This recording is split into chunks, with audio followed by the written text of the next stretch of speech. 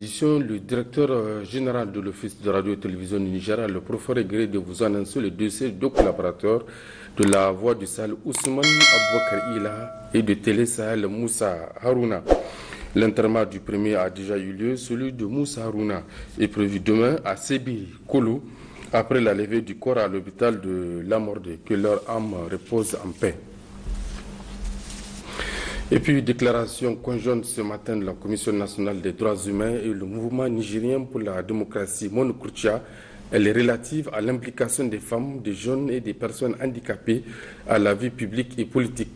Ces défenseurs des droits humains lancent un pressant appel aux partis politiques afin d'éliminer et de bannir toute forme de discrimination, notamment celle basée sur le genre lors de l'attribution des sièges obtenus à l'issue des différents scrutins.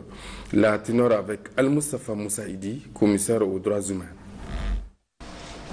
Conformément à leur mission de promotion et de protection des droits humains, la CNDH et le monde Kurtia rappellent aux leaders des partis politiques la nécessité de respecter les dispositions de la loi sur les quotas, qui est notamment de 25% pour les postes électifs, signe fort d'une bonne gouvernance. Rappelle toujours aux partis politiques les contenus pertinents des instruments juridiques internationaux et régionaux ratifiés par le Niger en la matière, à savoir la Déclaration universelle des droits de l'homme de 1948 DIDH, le Pacte international relatif aux droits civils et politiques PIDCP, la Charte africaine des droits de l'homme et des peuples 1981, la Convention relative aux droits des personnes handicapées CDPH 2008, la Charte africaine sur la démocratie, les élections et la gouvernance 2007 CADEJ, la Convention sur l'élimination de toutes les formes de discrimination à l'égard des femmes CEDEF, la Convention sur les droits politiques des femmes. Rappelle également aux partis politiques les dispositions des textes nationaux promulgués, notamment la loi numéro 2008-008 du 7 juin 2000 instituant le système de quotas dans les fonctions électives au gouvernement et dans l'administration de l'État, modifié et complété par la loi numéro 2014-64 du 5 novembre 2014 et modifié et complété par la loi numéro 2019-69 du 24 décembre 2019 et la loi du 8 novembre 2019 relative à l'insertion des personnes handicapées. Conscient de l'importance du poids démographique des femmes, des jeunes et des personnes handicapées, tels que l'attestent les résultats du fichier électoral biométrique 2020-2021, établi par la CENI, 55% des femmes, 18% des jeunes et un nombre important de personnes handicapées. Après la synthèse de la mission du 13 décembre dernier, l'Observatoire libre pour la transparence des élections au Niger a rendu public cette fois-ci la synthèse de la mission du premier tour des élections présidentielles couplées aux législatives. À cet effet, 154 observateurs ont été déployés sur l'ensemble du territoire dans le cadre de ces élections du premier tour. Détail avec Pascal Sissouguchi et Abdoulaye Ali. L'Observatoire libre pour la transparence des élections au Niger, OLITEN, présent lors du premier tour des élections présidentielles couplées aux législatives du 27 décembre dernier, a présenté ce 16 janvier 2021 une synthèse de sa mission. Selon le secrétaire à la communication de la Confédération générale des syndicats libres du Niger, sur les 8 régions du pays, 5 ont été couvertes, soit un total de 172 bureaux de vote. Dans l'ensemble, aucun incident majeur n'a été signalé au niveau des bureaux de vote visités. Toutefois, certaines difficultés persistent encore liées au non-usage du guide. Il s'agit de la mauvaise disposition des urnes dans certains bureaux de vote, ne facilitant pas la bonne circulation des électeurs. La non-maîtrise du code électoral donnant cours à des discussions inutiles entre membres de bureau, délégués et électeurs. et les difficultés de repérage sur les listes d'émargement ont entraîné de nombreuses pertes de temps pendant les opérations électorales. Les élections, faut-il le rappeler, se sont déroulées dans un climat apaisé. Cependant, l'Observatoire libre pour la transparence des élections au Niger n'a pas manqué de relever un certain nombre de manquements dans le processus électoral. Ainsi, pour une réussite des échéances futures, des recommandations ont été formulées. À l'endroit de la CENI, mettre à la disposition des bureaux de vote du matériel en quantité suffisante tel que encre sèche, procès-verbaux, listes additives, prévoir des moyens d'éclairage appropriés pour les bureaux de vote situés dans les endroits non électrifiés afin de faciliter les opérations de dépouillement et le remplissage des procès-verbaux dans les meilleures conditions. À l'endroit des membres du bureau de vote, prendre toute la mesure de la tâche en veillant à ce que des électeurs ne puissent pas voter à la place des autres. À l'endroit des partis politiques, déléguer des représentants majeurs et ayant le minimum d'instructions leur permettre d'accomplir véritablement leur mission. À l'endroit de l'État, accompagner la CENI par le renforcement du dispositif sécuritaire au niveau de tous les bureaux de vote à l'échelle nationale, mais aussi dans l'acheminement des résultats vers les différentes commissions. Enfin, à l'endroit de la communauté, observer strictement les mesures sanitaires édictées, notamment la distanciation physique, le lavage des mains et le port des bavettes en cette période de pandémie afin de se protéger et ne pas exposer les autres membres de la communauté. Pour finir, l'Observatoire libre pour la transparence des élections au Niger a présenté à la population de Tchoma Bangou et de Zaru Madaraï ses condoléances et invite l'ensemble des Nigériens à prôner plus la quiétude sociale. À l'intérieur du pays, en visite de travail dans la région de Maradi, le ministre des Enseignants professionnels et techniques a visité les différents services et établissements relevant de son département ministériel afin de s'inquiéter des conditions de travail des enseignants et des apprenants en cette période de la Covid-19. Le point avec Nasser Nakakale et Assama Tijani. Évaluer le dispositif de la formation professionnelle et technique mis en place depuis plusieurs années, constater de visu le respect des gestes barrières au niveau des établissements et services relevant de son département ministériel, tels sont les objectifs poursuivis à travers ce déplacement du ministre Abdou Matou. C'est ainsi qu'il a entamé une série de visites avec comme première étape la direction régionale des enseignements professionnels et techniques, accompagné du secrétaire général du gouvernorat de Maradi, Abdou Karim Soumana, du directeur régional de l'enseignement professionnel et technique Hussein Chebkou et de plusieurs cadres régionaux et ceux du ministère en question. Cette étape a permis au ministre d'échanger directement avec ses collaborateurs, échange au cours duquel il s'est imprégné du fonctionnement du service. Abdou Matou a également mis à profit cette occasion pour attirer l'attention du personnel sur le respect strict des gestes barrières, bien qu'ils soient respectés à ce niveau. Le ministre et sa délégation ont ensuite visité plusieurs établissements, à savoir le Centre d'enseignement technique CET Maradi 2, l'Université libre de Maradi, l'Institut supérieur privé de technique agricole, l'ISPTA, le Centre de formation au métier CFM Maradi 1 et celui de Maradi 3 et le lycée technique d'Ankasawa. À toutes ces étapes, le ministre a longuement discuté avec les responsables et les apprenants sur les points forts, les insuffisances, mais aussi les points à améliorer pour une formation professionnelle de qualité dans une situation de la pandémie de la Covid-19. La délégation s'est ensuite transportée à Kwarnaka où le ministre Abdou Matou a visité le centre de la dite commune. Très émerveillé par le dispositif mis en place au niveau de ce centre, le ministre a promis de répondre tant bien que mal à toutes les doléances formulées par les encadreurs. Globalement, vraiment, à l'issue de cette visite, donc, le constat est satisfaisant.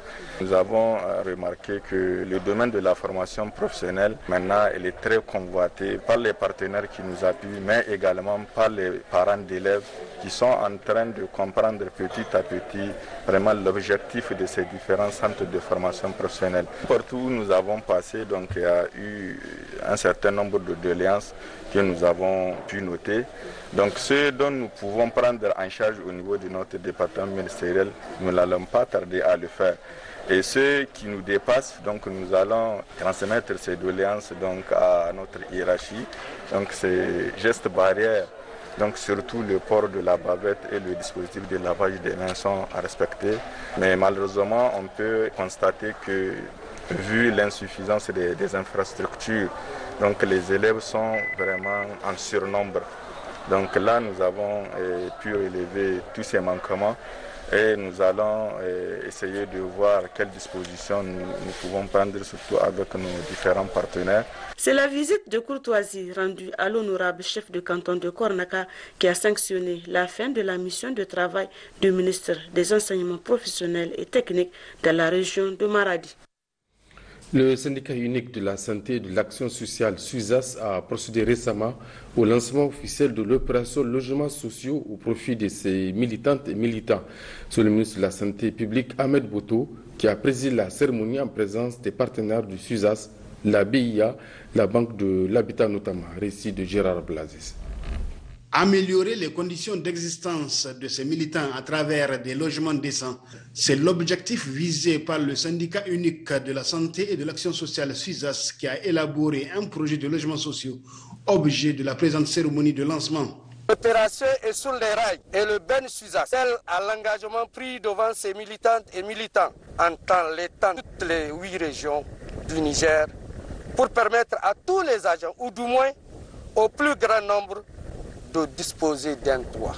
C'est le lieu ici de vous réitérer la demande du SUSAS sur proposition du promoteur depuis 2019 de nous appuyer dans l'exonération de certains matériaux pour que l'opération devienne beaucoup moins chère à nos militants dont les revenus mensuels sont pour la plupart très modiques.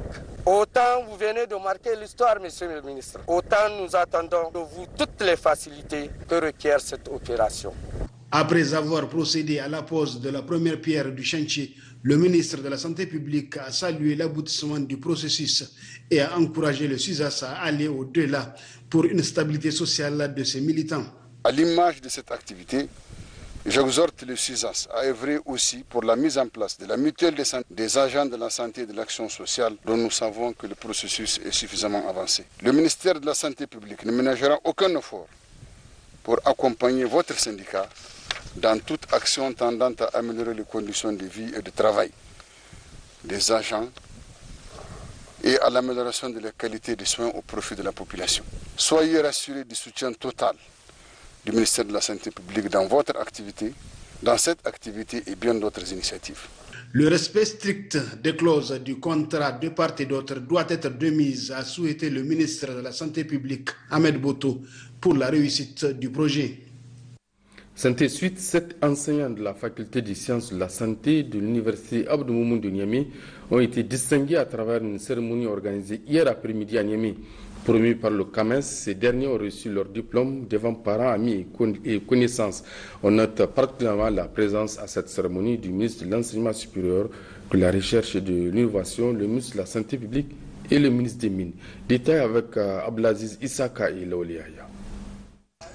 Cette cérémonie qui réunit au niveau du jardin mythique de la faculté des sciences de la santé de l'université Abdou Moumouni de Niamey, membres du gouvernement, intelligentsia de l'université, étudiants, familles et amis des récipiendaires, consacre l'intégration physique aux fonctions de maître de conférences agrégés, les 7 lauréats qui ont satisfait aux exigences du 20e concours d'agrégation du CAMES organisé du 2 au 11 novembre 2020 au Congo-Brazzaville. 7 enseignants promus sur les 11 qui se sont présentés pour le compte du Niger. En 2 ans, 13 professeurs agrégés de médecine et pharmacie ont eu leur parchemin. Ces résultats sont le fruit d'un engagement des enseignants-chercheurs en vue d'aller vers l'excellence et aussi à l'appui et à l'encadrement par les maîtres avec l'implication à tous les niveaux du décanat, du rectorat, du personnel administratif et technique. C'est donc l'aboutissement du travail acharné mené sur des années par les lauréats. Il salue ici les efforts des autorités du Niger et l'administration universitaire qui n'ont ménagé aucun effort pour les accompagner. Pour prendre part au concours, il est impossible à un candidat de supporter seul ses charges financières. Fort heureusement, nos institutions nous apportent un appui non négligeable. Il s'agit de la présidence de la République et de la primature, du ministère de l'Enseignement supérieur, de la Recherche et de l'Innovation et du ministère de la Santé, qui nous ont soutenus jusqu'à notre retour à Niamey. Nous ne serons pas arrivés sans les appuis du début à la fin de l'Université Abdou Moumouni de Niamey et de la Faculté des sciences de la santé. À l'honneur aussi au cours de cette cérémonie, les professeurs Touré Ibrahim Ali et Nour Hassan qui ont porté leur médaille de commandeur du mérite universitaire obtenue également du CAMES, preuve de l'excellence au niveau de l'Université Abdou Moumouni de Niamey. Les résultats des examens virologiques de ce jour 16 janvier 2021 se présentent comme suit. 27 cas positifs, dont 5 chez les demandeurs de tests spéciaux Covid-19 pour voyage et 22 alertes sur 405 réalisées à la Covid-19, dont 7 de sexe féminin, 20 de sexe masculin. Ces cas positifs se répartissent comme suit. 20 au niveau de la région de Niamey, 1 au niveau de la région de Tawa, 1 au niveau de la région d'Agadez, 4 cas au niveau de la région de Zender, 1 cas au niveau de la région de Difa. Aucun décès enregistré. À ce jour, sur 68 999 personnes testées, 4 132 sont déclarées positives à la Covid-19, parmi lesquelles 2 951 guéris, 138 décès, 1043 cas actifs, 87 en hospitalisation, dont 4 en réanimation.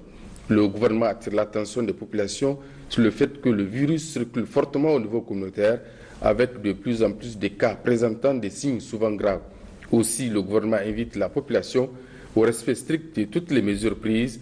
Le port de masque, le lavage des mains à l'eau et au savon et l'utilisation du gel hydroalcoolique doivent être strictement respectés en toutes circonstances.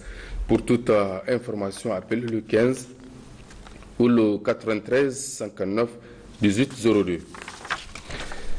Pour le reportage de cette édition, le problème d'approvisionnement en eau que connaît Niamey au niveau de certains quartiers périphériques ne doit pas occulter les importants efforts consentis par les autorités de la 7e République pour le secteur de l'eau sur l'ensemble du territoire national. En effet, environ 556 000 nouveaux ménages ont été desservis en eau potable à travers la réalisation de 6 447 ouvrages hydrauliques. Précision avec Gérard Abdelaziz et Suleiman Wali. S'il y a un secteur qui a connu d'importants investissements ces 10 dernières années au Niger, c'est bien celui de l'eau. Les difficultés d'approvisionnement en eau potable que connaissent certains quartiers périphériques de Niamey ne doivent pas occulter les importants efforts fournis par les autorités de la 7e République dans le cadre du programme sectoriel eau, hygiène, assainissement PROSEHA. Rien que pour les 5 années 2015-2020, c'est au total 290 milliards de francs CFA que le gouvernement a injecté dans le secteur de l'eau et de l'assainissement. Et sur ce montant, environ 70% est dédié à l'accès à l'eau potable, soit environ 203 milliards. Sur les 2 actes du programme de renaissance de son Excellence, Monsieur le Président de la République, 2011 donc 2020, c'est environ 556 000 nouveaux ménages qui ont été desservis en eau potable, à travers notamment la réalisation de 6 445 ouvrages hydrauliques. Et également, environ 124 000 autres ménages ont vu leur service d'accès à l'eau potable rétabli par les truchements notamment de la réhabilitation de leurs ouvrages hydrauliques qui étaient en panne. Et donc on peut évaluer les efforts d'investissement consentis rien que dans le domaine de l'accès à l'eau potable par le gouvernement de 2011 à actuellement à environ plus de 350 milliards de francs CFA dans le domaine de l'hydraulique rurale. Et sur cette période, donc, les investissements en milieu urbain ont permis de faire passer les taux de desserte à l'eau potable dans ces milieux urbains de 73,75% en 2010 à 96,99% en 2020, soit donc 23,24% de points de pourcentage de progression ou disons de performance réalisée grâce aux investissements que le gouvernement a consentis dans le secteur de l'hydraulique urbaine. Il faut noter que ces importants investissements consentis par le gouvernement nigérien ont permis de faire passer le taux de couverture géographique de 68,6% au 31 décembre 2015 à 72,56% en 2020, soit une performance d'environ 4%. Retour à l'intérieur du pays, accident de circulation ce samedi survenu sur la RN1 d'Osso-Niamey entre un bus d'une compagnie de transport à son bord 36 passagers qui a heurté un camion 10 tonnes en stationnement. Fort heureusement, aucune perte en vie humaine n'a été enregistrée, mais on déplore 14 blessés. Le secrétaire général de la région allait constater de visu l'ampleur de l'accident. Détail avec Issa Saleh et Haris Garba. En compagnie du président du conseil régional, M. Himomon Kela, des responsables régionaux des forces de défense et de sécurité, le secrétaire général de la région de Dosso, M. Asman Amadou, est allé tôt ce matin sur le lieu à 20 km environ de Dosso sur la RN1 en provenance de Niamey pour constater l'état des faits d'un accident de circulation qui s'est produit dont 14 éléments des forces de défense et de sécurité du retour d'une mission commandée dans le nord d'Ilabiri qui a heurté un camion 10 tonnes en stationnement. Ici, l'adjudant-chef de la brigade mobile numéro 2 de la gendarmerie nationale de Dosso, trouvé sur place, nous relate l'état des faits. Il y avait un bus qui a quitté Niamey ce matin pour destination Tawa avec à son bord 37 passagers, dont des militaires en mission. Arrivé à 20 km avant Dosso, lors d'un croisement, ébloui par les phares d'un camion venant en sens inverse, il a perdu le contrôle du véhicule et a heurté un camion qui était en stationnement, qui était en panne, qui était garé. Et de ce fait, il a dérapé sur une distance de 200 mètres avant de se coucher sur son flanc gauche. Il y avait plus de peur que de mal. Il y a eu 16 blessés, dont 4 graves. Mais leurs vies ne sont pas en danger. Ils sont tous évacués à l'hôpital régional de Dosso. Quant au secrétaire général de la région de Dosso, il appelle les usagers de route à la prudence et au respect du code de la route.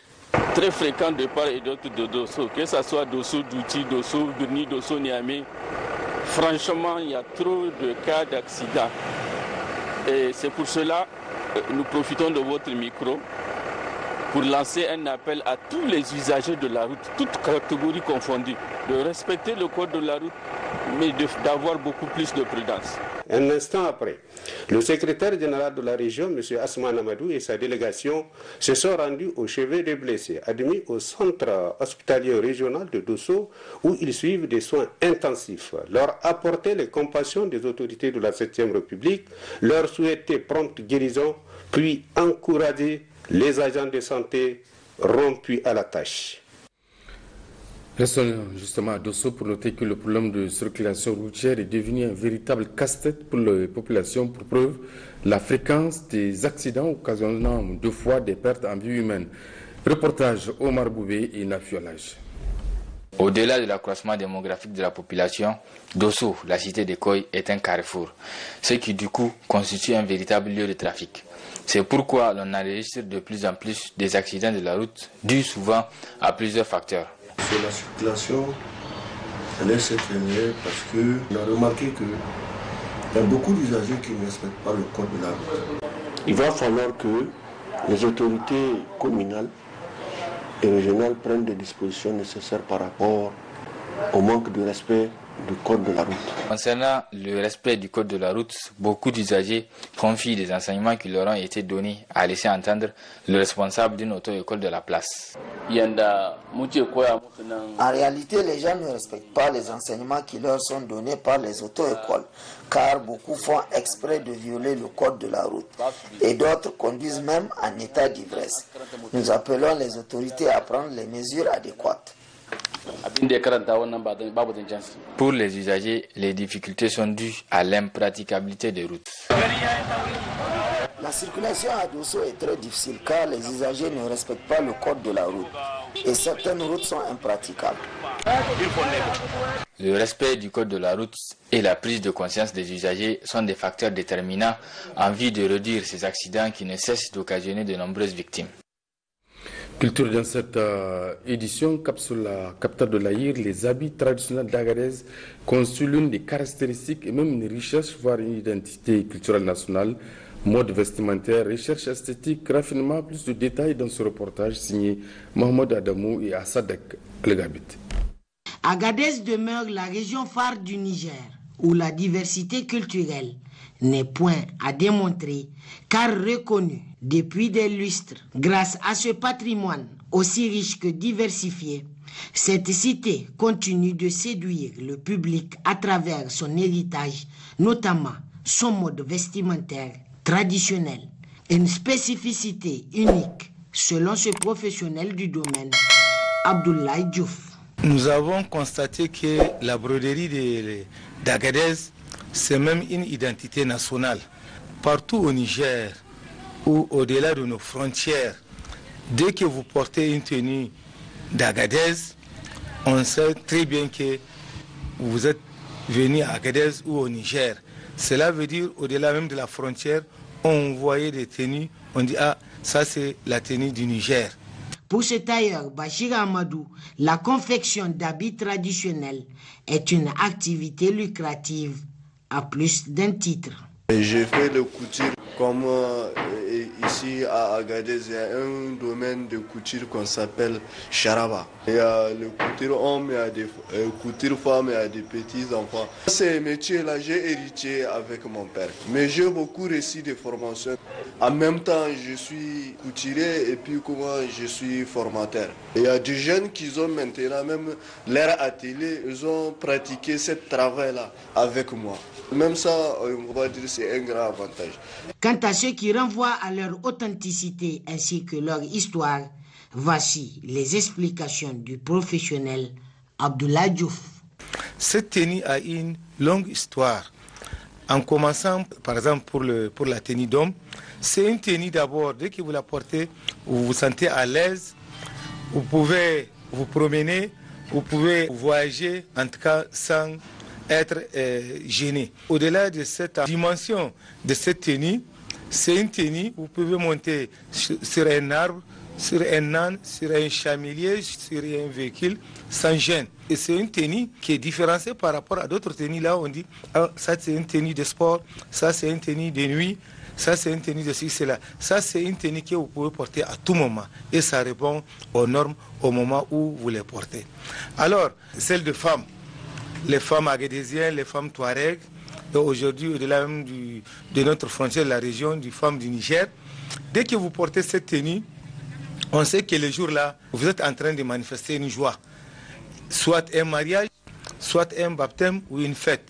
Or, chez nous, à un moment donné, avant et même maintenant, le premier mariage d'une jeune fille, le jeune marié a une obligation de faire cette tenue pour sa jeune mariée. Et pour finir, les habits traditionnels représentent des atouts à explorer, à valoriser et à privilégier, car reflétant le plus notre identité de Sahéliens, mais aussi de Nigériens. De la culture, passons au sport. La Fédération nigérienne de handball Finihan a renouvelé ses instances dirigeantes ce matin au cours d'une assemblée générale élective ayant enregistré la présence des délégués des 8 ligues régionales du Niger. Seule candidate au poste, la présidente sortante, Mme Tijani Bibata Hassan Moussa, a été reconduite dans ses fonctions pour les 4 années à venir. Le point avec Kassim Abdoulaye et Hassan Moussa. La grande famille du handball nigérien s'est retrouvée ce matin à Niamey pour déterminer le nouveau cadre de développement futur de cette discipline sportive au Niger, avec en amont l'élection d'un nouveau bureau exécutif. En 4 années d'exercice, le bureau sortant, dirigé par Haji Abibat Hassan Moussa, s'est distingué sur le plan national et international par l'organisation de plusieurs activités, tant sur le plan de la formation des acteurs que sur le plan compétition. 4 années durant lesquelles nous sommes à la croisée des chemins au cours de notre mandat. Nous aurons réalisé des activités qui nous ont permis de redonner au handball ses lettres de noblesse. Il s'agit entre autres la vulgarisation des tests fondamentaux, la création et le renforcement des différents centres, l'organisation des stages de préparation pour nos équipes nationales, l'organisation des championnats nationaux, l'organisation de stages de formation des entraîneurs et l'organisation des différentes compétitions internationales. Des résultats probants, reconnus et appréciés par la Confédération africaine de handball, dont le représentant présent à ces assises cite le Niger comme bon exemple dans la promotion et le développement du handball en Afrique. La Fédération nigérienne de handball a démontré à la sous-région, mais aussi à l'Afrique, qu'elle fait partie des fédérations les plus dynamiques au point de vue des activités menées. Il faut le dire, nous l'avons déjà dit à toutes les instances africaines et je peux vous rassurer que tous les pays ont hâte de revenir à Niamey pour des compétitions. Si la FENIHand a su hisser haut les couleurs du Niger, il convient de redoubler les efforts à tous les niveaux pour consolider les acquis, a souligné le représentant du Comité olympique et sportif du Niger, Tijani Amadou Youssouf, tout comme la représentante du ministre des Sports. Le ministre de la Jeunesse et des Sports tient et de manière solennelle à saluer les efforts déployés par la Fédération nigérienne de handball pour la tenue de cette Assemblée générale élective malgré les difficultés financières auxquelles elle est confrontée. Il faut noter que les membres de cette fédération se débattent pour promouvoir cette discipline qui, il faut le rappeler, est un sport collectif qui stimule l'affirmation de soi et forge l'esprit du groupe. À l'issue du scrutin qui s'est déroulé sans encombre, Mme Tijani Habibata Moussa Hassan a été réélue présidente de la FENIHand avec les 69 voix des 69 votants. Le rassemblement de tous les acteurs du handball, la culture de l'excellence et la conquête des résultats sur le plan continental sont entre autres la brochette d'objectifs pour les 4 années à venir.